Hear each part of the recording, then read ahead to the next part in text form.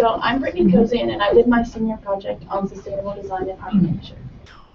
I didn't have the same start as a lot of my classmates where I followed a passion from childhood. I kind of started this year open to a variety of topics. My first thought was maybe teaching, because I think that might be what I want to do in the future, but it's not that much of a learning stretch for me. I'm in a classroom every day. My dad's a teacher. My aunt's a teacher. I feel like I know pretty well what that consists of. So the next thing I thought of was maybe pediatric care, because that would combine my want to help children with kind of feeling out the medical field. And so Ellen had actually been talking to a teacher at the University of Virginia's Children's Hospital, and I thought that was just the perfect fit for me.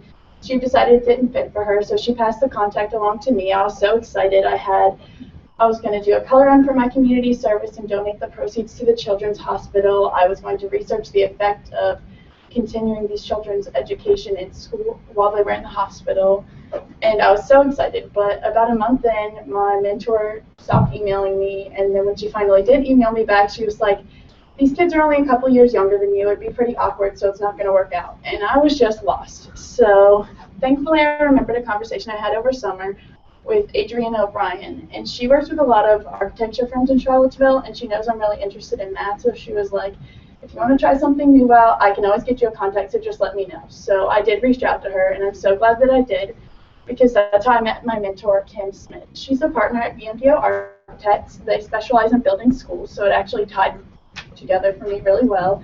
They do a lot of work before they actually start building and talking to the teachers and parents and children in the district about what they need in their school. They're really passionate about their work. And she was very excited to work with me. She set up an itinerary, and she hooked me up with her assistant, John, and he took me from person to person. It was really fun. I had individual conversations with about half of the people in this picture, so it was a kind of exhausting day, but it was really interesting. They described me as a shadow, which I feel like describes my experience really well. It wasn't too hands-on. They kind of introduced me to what they were working on. A lot of them were working on design software such as this. This is SketchUp. It's kind of a more intricate version of Sims. If you're like building your house on Sims, you pick the material and you choose how big it's going to be, and that's exactly what this is. They start with this, and once they get the building completely big, kind of like this, they start to add in trees and people. So they have a rendering like this to show the client before they actually start building, so the client at the end isn't like, "Oh, this is not what we are picturing." They know exactly what it's going to look like. And thankfully, through talking to all these people, I got to meet Sarah Teester. She is their sustainability manager at BMDO. She's so passionate about what she does. She's the reason that I really got excited about sustainability in the first place. And her favorite project is the net zero school they just put up in Arlington, Virginia. That is the first net zero school that we've had in the state, and net zero means that they produce at least as much energy as they consume throughout the year. A lot of this is done through the solar panels that you can see on the roof here. That covers most of their roof, and some of it's done through passive forms of energy, like heating. They use geothermal heating, and the water in the ground, once you get to a certain level, is about very constant, about upper 70s. So they dig down and use this water to heat the school, which is a more passive form rather than just creating the heat from cooler air. And it really led me to think, like, how is this firm that specializes in building school, how are they so successful and passionate about sustainability? So I thought, why do we need sustainable design in schools?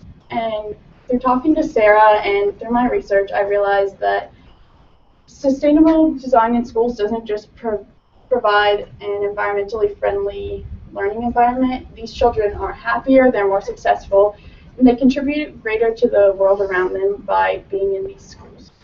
And not only that, but one in five people are exposed to an educational building throughout the day in their daily lives. So there's no better place to start than a school if you want to introduce people to sustainability. And stepping away a little bit, my community service just kind of fit under the overarching theme of architecture. I served with Habitat for Humanity. They are an organization that builds houses for low-income families that couldn't otherwise afford it. I think the coolest thing about this organization is that in order to get a house with them, you actually have to serve a certain number of hours building these houses, and I thought that was really awesome. And so I wanted to do this with our Fluvanna branch, but unfortunately they don't have very much going on right now. Not only could I not participate with a build, but when I called the office, they were very insistent I couldn't help with paperwork or anything like that. They did not need my help. So I went to Charlottesville, the Charlottesville branch. I made a volunteer profile online and kind of set everything up myself. So this is my mentor, Susan. It's a little bit of a loose term for her because I kind of met her when I got there and she showed me what I needed to do. Luckily, I wasn't using any power tools or anything. We ended up caulking door frames for our day. It looks kind of like that. It's to help with painting. It makes the paint look so much better than if the trim on the door frame were just touching the wall and there was this giant crack between the paint. It helps look a lot better. And she gave me a caulk gun, a rag, and a bucket of water. She told me how to run the thin bead between it, and that's what I did all day. My fingers were really sore, but it was a great experience because at the end of the day, the woman whose house we were actually working on, I got to meet her. That was really rewarding. That's how my legacy ties in. It's going to be the lasting impact of the house that we provided for her. This isn't a picture of her. I know it's not appropriate to take pictures of her, but it just really touched me that I got to meet the woman whose house I was helping build. So, through this project, I didn't really discover what I want to do with my life, but I do respect what architects do in their daily lives. It's just not something necessarily that I want to do with my life. And it has just helped me cross one more thing off my list, and I'm going to spend my next 2 years at Piedmont trying to figure out what it is that I want to do with my life before I transfer to a university. And advice that I have for fellow seniors is I'm kind of really glad that I picked something that I didn't have a lot of prior knowledge about, that it was just a new topic that sounded really interesting to me, and it was just a huge learning experience. I got to go do everything on my own, and it was just a great learning experience for me, and I encourage other people to pick something that they're not super familiar with.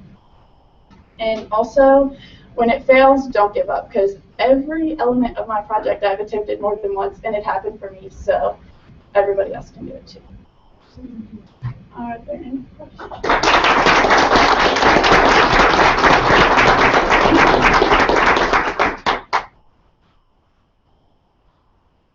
You walk around the building thinking, yeah. Do you notice some features of this building after? Yeah, it's actually, BMPO actually was trying to build our school and we didn't let them, which is a little disappointing seeing their work and how great it is. But we are LEED certified. I don't think it's as high of a standard, so we do have some things in place. I wish we would have done like some schools that BMPO does. It's called Net Zero Ready, where if you don't have the money necessarily to be a net zero school right now, you get your roofs ready to put solar panels in later because the school will eventually pay for itself. There's so many benefits to being net zero, but maybe next time. So, yeah, I don't know. Thank you. Yeah.